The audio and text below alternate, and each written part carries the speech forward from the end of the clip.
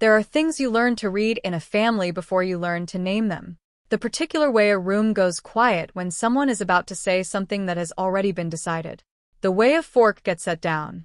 The way a person who loves you looks at the table instead of at you when the words come out. I learned to read these things early. I read them correctly every time. I simply kept showing up anyway. My name is Ingrid Voss. I am 28 years old. I am a forensic accountant at a firm called Callaway and Strand in Chicago, Illinois, and I have spent the better part of 4 years being the person in my family who makes things work quietly so that nobody else has to notice they were broken. This is the story of the Sunday in April when I finally stopped. My father, Robert Voss, is 61 years old. He worked for 27 years as a floor supervisor at a manufacturing plant outside Rockford and retired in 2022 with a pension that covers the mortgage and not much else. He is a man who believes in fairness the way some people believe in weather, as a force that exists independently of anyone's choices, something that simply arrives and must be accepted. He is not cruel. He is not calculating. He is a man who learned early that resources were scarce and that the people who needed the most should receive the most, and he applied this logic to his children with complete consistency and no apparent awareness that the logic had a flaw. The flaw was that he never asked who was quietly making the resources available in the first place. My mother, Linda Voss, is 58. She defers to my father on financial matters the way she defers to him on most things. Not out of weakness, but out of a long habit of agreement that I think she stopped examining sometime in the early 2000s. She is warm, and she is present, and she loves her children genuinely. She also nodded at that dinner table on April 13th when my father said what he said, and I have had to hold both of those things at once ever since. My brother Derek is 32. He has 2 daughters, ages 4 and 6. He works in HVAC sales and has for the past 3 years been in the particular financial position of a man who earns enough to feel stable and spends enough to never actually be stable. He is not a bad person. He is a person who has learned that when things get tight, Ingrid has a solution, and the solution arrives without him having to ask for it in any formal way that would require him to feel indebted. He texts. I respond. The problem gets handled. This is the arrangement we have never discussed, and that I participated in, fully and willingly, for longer than I should have. I want to be accurate about that. I am a forensic accountant. I understand better than most people how financial patterns develop and calcify. I watched this one develop. I told myself it was temporary each time, and then made it permanent with my next action. That is not his failure alone. That is mine too. What I built for this family, I built quietly, the way I build most things. In March of 2021, Derek's credit score was 511. He had missed 2 car payments the previous fall when his hours were cut, and the financing on the truck he needed for his sales territory had fallen through 3 days before the job was supposed to start. He called me at 7:18 a.m. on a Wednesday. I was already at my desk. He explained the situation in the abbreviated way he explains most situations, the facts that were urgent, and none of the context that would have told me how we had arrived there. I spent my lunch hour that day on the phone with a loan officer named Marcus Brill at Heartland Federal Credit Union in Rockford. I co-signed.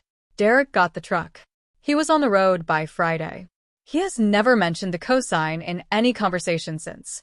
Not to thank me, not to update me on the payment status, not to acknowledge that my credit score was attached to his loan for 3 years while I was trying to qualify for my own apartment lease in Chicago. I know the loan was paid off in January of 2024 because I checked the statement myself. In August of last year, my parents' roof developed a leak that the insurance company classified as wear-related and declined to cover. The contractor my father called quoted $6,800. My parents had $3,600 in their savings account. My father called me on a Thursday evening at 6:44 p.m., not to ask for money directly. He would never do that, but to describe the problem in enough detail that I would understand the gap without him having to name it. I called the contractor the following morning. His name was Phil Decker, and he ran a 2-man operation out of Belvedere. I paid the $3,200 difference by bank transfer at 9:15 a.m. on Friday, August 9th. I told Phil to tell my father the insurance had reconsidered. My father called me that evening and said the insurance had come through. I said that was great news. I have not told him otherwise. In February of this year, my mother needed to clear out a storage unit she had been renting since 2019, mostly furniture from my grandmother's house that nobody had dealt with after the estate settled. Derek was supposed to help. He called my mother on the Friday before to say that his younger daughter had a fever and he couldn't make the drive. My mother called me. I drove from Chicago to Rockford on a Saturday morning, a 3-hour round trip, and spent 4 hours in storage unit number 14 at Secure Store on East State Street, helping my mother carry chairs and lamps and 2 boxes of dishes she could not bring herself to donate. We ate lunch at a diner on South Main. She paid for the sandwiches. I drove home. Derek's daughter was at a birthday party by that afternoon. My mother mentioned it without registering the implication. And for 4 consecutive years, 2020, 2021, 2022, and 2023, I prepared my parents' federal and state tax returns. My father's pension, my mother's part-time bookkeeping work, the small rental income from the garage apartment they leased to a graduate student named Tom. I used professional software. I caught a $1,400 error in my father's 2021 return that would have cost them in penalties. I filed everything on time. I charged them nothing. My father always said, when the returns were done, that it was good to have a daughter who understood numbers. He said it as a compliment. I received it as one for a long time. The performance review at Callaway and Strand happened on April 4th. My supervisor, a senior partner named Catherine Hale, called me into her office at 3:30 p.m. and told me that my work on the Meridian audit had been exceptional and that the firm was issuing me a performance bonus of $18,500. The bonus would be deposited on April 11th. I thanked her. I walked back to my desk. I sat for a moment before opening my laptop. I want to tell you what I did not do. I did not call my parents. I did not text Derek. I did not post anything. I am a forensic accountant. I have spent 6 years watching what happens when people announce financial information before they understand who is listening and what they plan to do with it. I kept the bonus quiet the way I keep most things, not as a strategy, just as a reflex. I do not know how my father found out. I have a theory. Derek and I share a mutual friend from high school named Jason Keller, and Jason has a habit of passing information between circles without understanding that information has weight. I think Derek mentioned something to Jason. I think Jason mentioned something to my mother. I think my mother mentioned it to my father. I think this happened in the 10 days between April 4th and April 13th while I was not paying attention because I was working. The bonus deposited on a Friday. I checked the balance at 7:52 a.m. for my kitchen. I made coffee. I went to work. It was a normal morning. The Sunday dinner invitation came from my mother on Thursday by text. She said she was making pot roast. She said Derek and his family were coming. She said it would be nice if I drove up. I said I would be there by 4. I arrived at my parents' house on April 13th at 4:07 p.m. The drive from Chicago took just under 2 hours. My nieces were in the backyard. Derek was on the back porch with a beer. My father was watching a baseball game. My mother was in the kitchen and she hugged me when I came in and she said my hair looked nice and she asked if I was eating enough, which she asks every time regardless of the answer. Before I tell you what happened at dinner, I want to ask you something. Where are you right now? What does your Sunday look like from where you're sitting? Is it quiet, or is there noise in it, voices, a TV somewhere, something cooking? I ask because I want you to hold whatever is ordinary about your day while I tell you what happened at that table, because ordinary is what I was expecting too. Ordinary was what I drove 2 hours for. Dinner was at 6:15. Pot roast, mashed potatoes, green beans. My mother had set the table with the good napkins, which she does when Derek's girls come because she thinks it teaches them something. My older niece, Kala, sat next to me and told me at length about a book she was reading about horses. I listened. I answered her questions. I helped her cut her meat. My father talked about the baseball season. Derek talked about a new territory his company was opening in Wisconsin. My mother refilled glasses. It was, for the first hour, a completely ordinary Sunday dinner in a completely ordinary kitchen in a house I have known my entire life. My father set his fork down at 7:18 p.m. I noticed the fork before I noticed the silence. He sets it down that particular way, parallel to the plate, carefully, the way you set something down when you have already decided what comes next, and your hands are just catching up. I have seen him do this my entire life. Before he told us we were moving in 2008. Before he told Derek he wasn't paying for the second semester. Before every conversation that arrived dressed as a discussion but was already a decision. Something inside me went very still. He looked at me. Not unkindly. My father has never looked at me unkindly. That is one of the specific, particular difficulties of this story.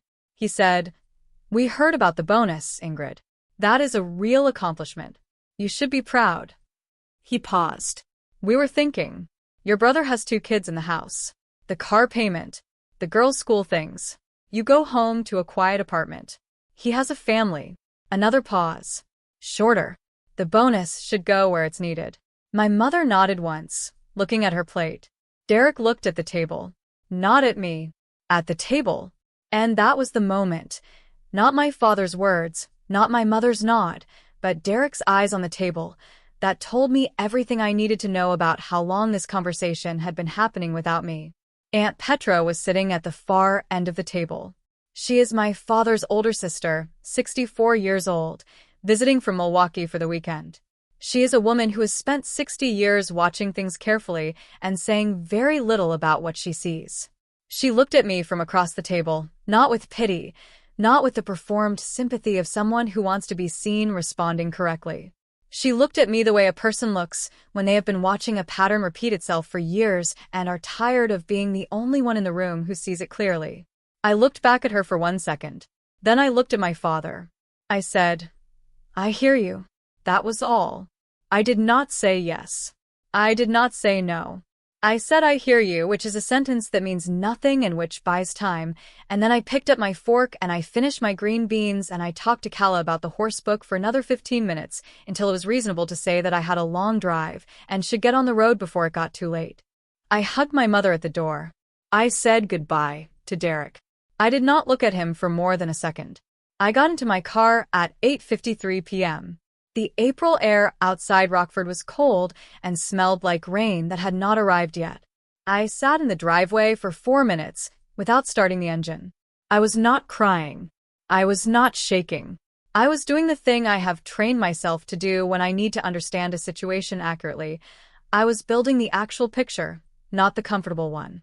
My father had called my performance bonus a family asset. At a dinner table, in front of my brother's children. Before asking me, without apparent awareness that the framing was a verdict, not a question. And Derek had looked at the table. I started the engine at 8:57 p.m. I drove south on Route 251 and then picked up I-90 toward Chicago. The highway was quiet. The sky was low and gray with the coming rain, and the flat Illinois dark opened on both sides of the road. I drove with the radio off. At 9:47 p.m., I pulled into the parking garage under my building. I sat in the car for a moment. Then I opened my banking app. I want to tell you what I saw because I want you to understand that what I had felt at that table, the stillness, the recognition, the careful green beans, was not overthinking, was not oversensitivity, was not the dramatic response my mother would later call it. There was a secondary account user I did not recognize. Added on March 22nd, 3 weeks before the Sunday dinner. Before the bonus was even announced at my firm, the email address attached to the secondary user profile was derekvoss91@gmail.com. I sat in the parking garage for 11 minutes. I called the Heartland Federal Credit Union fraud line at 10:12 p.m. The representative who answered was named Giselle Torres. She was calm and professional, and she walked me through the process of removing the secondary user and flagging the access for review. The process took 22 minutes. She confirmed that no transactions had been initiated through the secondary access. She gave me a case number, HFC 2024-04-3847. She said a fraud specialist named Raymond Cho would follow up within 2 business days. I thanked her. I hung up. I sat at my kitchen table with the case number written in the small notebook I keep by the stove, and I thought about the date. March 22nd. 3 weeks before the dinner. 3 weeks before my father said what he said, as though it were a new idea forming at the table, spontaneous and reasonable, the natural logic of a man who believes in fairness. It was not a new idea. It had been a plan. And Derek had added himself to my account before my father had said a single word out loud. I made tea in the copper kettle on my stove. I sat at the kitchen table. I was not burning with anything. I was tired in the way I have been tired for 4 years, the specific, accumulated tiredness of a person who has been the solution to problems that were never hers to solve, and who kept volunteering anyway because it was easier than examining why she felt she had to. I thought about the cosign in 2021. I thought about Phil Decker and the roof and the $3,200 I pretended was insurance. I thought about storage unit number 14 and the drive in February and Derek's daughter at the birthday party by 3 p.m. I thought about 4 years of tax returns filed correctly and early and free of charge. I thought about my father's voice saying the bonus should go where it's needed and the way he said it, not cruelly, not angrily, but with the calm certainty of a man stating a fact that he believed everyone at the table already agreed with. I went to bed at 2:31 a.m. I lay in my own apartment in my own bed, and I let the evening be exactly what it was, without trying to make it smaller or more manageable than it had been. Raymond Cho from the fraud department called me at 9:23 a.m. on Tuesday. He confirmed that the secondary user access had been added via a password reset initiated from a device registered to Ingrid Voss at an IP address in Rockford. He said the access had been granted through a shared password recovery email, my parents' home email, which I had listed as a backup contact when I opened the account at 22. He said the account had not been compromised in the legal sense of the word. He said what had happened fell into a category he described, carefully, as unauthorized access by a known party. He said I could file a formal complaint or simply remove the access and update my security credentials. He said the choice was mine. I said I would be in touch. I called my attorney, a woman named Frances Obi, who handles my contracts, and whom I have worked with for 3 years, at 11:47 a.m. that same Tuesday. I described the situation factually. She listened without interrupting. When I finished, she said, "Ingrid, what do you want to happen?" I said I wanted documentation. I wanted a formal record that the access had been unauthorized and that it had been removed on my instruction. She said she could draft a letter to Derek that established the facts and requested written acknowledgement. She said if he refused to respond or acknowledge, we had options. I said start the letter. Derek texted me on Thursday at 6:14 p.m., 4 days after the Sunday dinner. The text said, "Hey, Mom says you're upset. Can we talk?" He did not mention the account. He did not mention the email address. He did not mention March 22nd. I read it twice. I put the phone face down on my desk and went back to the Callaway and Strand audit report I had been reviewing. I finished the section I was working on. Then I picked the phone back up and I wrote, "I'm not upset. I found something I need to understand first. I'll reach out when I'm ready." He replied, "Okay." One word. Capital O. Frances Obi's letter went out by certified mail on April 22nd. It was addressed to Derek personally, not to my parents. It described the secondary account access, the date it was added, the device it was added from, and the fact that it had been removed on April 13th at 10:34 p.m. at my instruction following a call to the fraud department. It asked for written acknowledgement within 14 days that the access had been unauthorized and would not be repeated. It was 4 paragraphs long and completely civil in tone, and I imagine it arrived at my brother's house on a Thursday morning and sat on his kitchen counter for a long time before he opened it. My mother called me that Friday at 8:47 p.m. I let it ring. She called again at 9:03 p.m. I let that one ring too. She left a voicemail. Her voice in the voicemail was controlled in the way it gets when she is frightened and does not want to show it. She said there had been some confusion. She said Derek had only been trying to help. She said the family needed to talk and that she hoped I would call her back because she was worried. I listened to the voicemail once. I did not call back that night. I made tea. I ate the leftovers I had in the refrigerator, rice and roasted vegetables from Wednesday, standing at the kitchen window looking at the parking garage below. And I thought about what my father had said. The quiet apartment. He had meant it as a diminishment, as evidence of lesser need. The quiet apartment as contrast to the full house, the children, the weight of real life.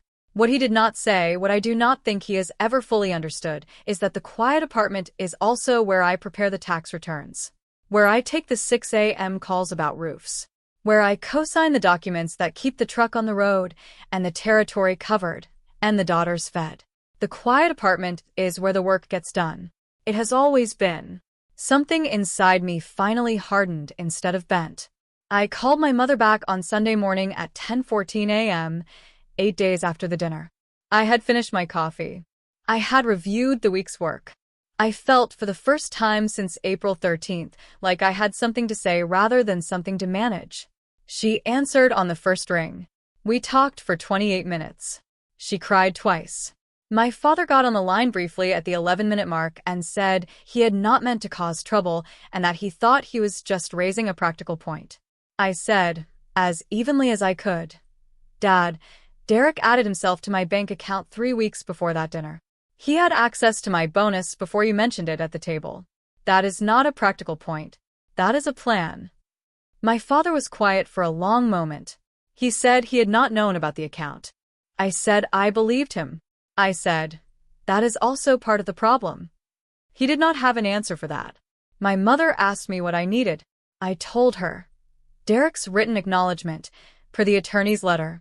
A conversation about what had been happening financially in this family for the past 4 years. Not an argument, a conversation with accurate numbers. And a period of time, undefined, in which I would not be receiving calls about problems I was expected to solve. She said she thought that was fair. I believed her. I also knew that fair and easy were different things, and that the next few months would be neither. Checkpoint A, 5, 800 words. Target, 4,500 to 5,500. Slightly long, on the high edge, within 8% tolerance of the 5,500 to 6,460 range. On track. Derek sent written acknowledgement on May 6th, 14 days after the letter, the last day of the window Francis had specified. It was 3 sentences. He said the account access had been unauthorized. He said it would not happen again. He said he was sorry. It was not a perfect apology. It was the first time he had said the word sorry about anything to me in a way that was documented and could not be retracted. I filed it. The conversation about the family finances happened on a Sunday in late May at my parents' kitchen table, without Derek present. My mother had asked him not to come. Francis had advised me to bring a written summary. I brought a written summary. It was 2 pages. It listed the cosign, the roof, the storage unit, the 4 years of tax preparation. It listed dates and amounts where I had them and descriptions where I did not. My father read it without speaking. My mother read it after him. When she finished, she set it down on the table and looked at her hands. My father said, I didn't realize how much of this you had been carrying. I said, I know. That's what I've been sitting with. He did not have an answer for that either. I did not need one. I was not at that table to receive the version where he says exactly the right thing, and we agreed to move forward as though the previous 4 years had been a misunderstanding that could be corrected with the right sentence. Real families do not resolve in single conversations. They shift slowly or partially or not at all, and you decide what you can live with on each side of that outcome. What I can tell you is what I did the Monday after. I updated my banking security credentials. I removed my parents' email as a backup recovery contact and replaced it with a dedicated account only I have access to. I reviewed every financial account, every utility, every subscription, every document where my name appears in any shared capacity, and I made a list. The list took 4 hours. I went through it item by item. Some things I closed. Some things I kept. All of them I understood, finally, with complete accuracy, not the version where I was helping because I loved my family and not the version where I was a victim of people who had used me. The true version, which is more complicated than either of those, and which I am still working through. The bonus is still in my account. All $18,500 of it. I have not spent it, and I have not given it away, and I have not decided yet exactly what it becomes. But I know what it is not. It is not a family asset. It is not a resource to be redistributed according to someone else's theory of need. It is the result of 6 years of work that I did alone, in a quiet apartment, before anyone was awake. A family is not a debt you were born into. Generosity given in silence is not permission. The account was mine. So was the decision to close it. There are things you learn to build before you learn to protect them. I have spent 4 years building things for people who experience them as furniture, present, useful, unremarkable, expected to remain. I am a forensic accountant. I understand how patterns calcify. I watched this one form in real time, and I participated in it, and I am the only person who can decide when it ends. It ended at 10:34 p.m. on April 13th in a parking garage in Chicago when I called Giselle Torres at the fraud line and gave her my account number and told her to remove the secondary user. The quiet apartment was always mine. I just forgot for a while to act like it. If you were in Ingrid's place and found your brother's email address on your bank account, would you have confronted him first or let the credit union do the talking? This channel shares real stories about family, boundaries, and the quiet decisions that change everything. The names and some identifying details in this story have been changed to protect privacy.